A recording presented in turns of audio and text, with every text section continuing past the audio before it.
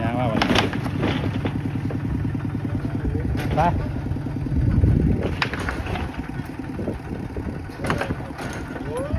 คิดว่าเป็นเรือเป็นอย่างนี้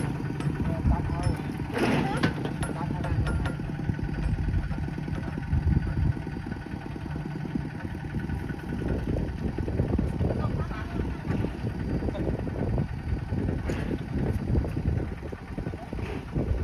โอ้ยแป้นอันนั้นพ่นออกสั่งเดียวมันได้ได้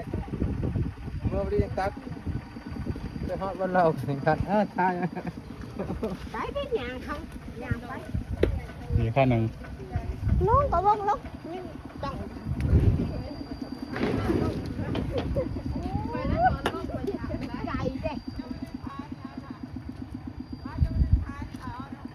ดึงพายถอยเรา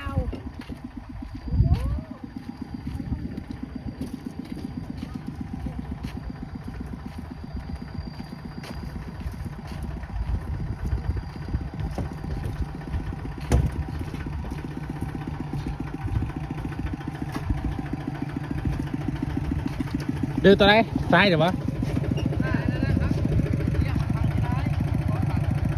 บ่อพาแล้วมันเบียดแล้วเพื่อนมีลายหมด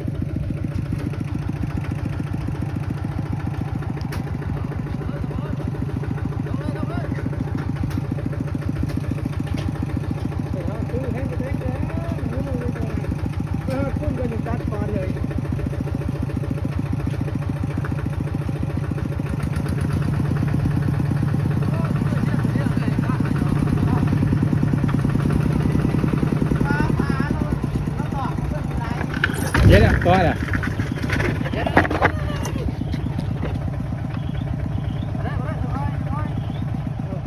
พอปะเลย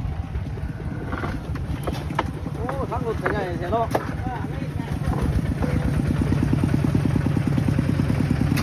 โอ้เดี๋ยวขั้นหนึ่งเก็บเคยขนาดนั้นกัน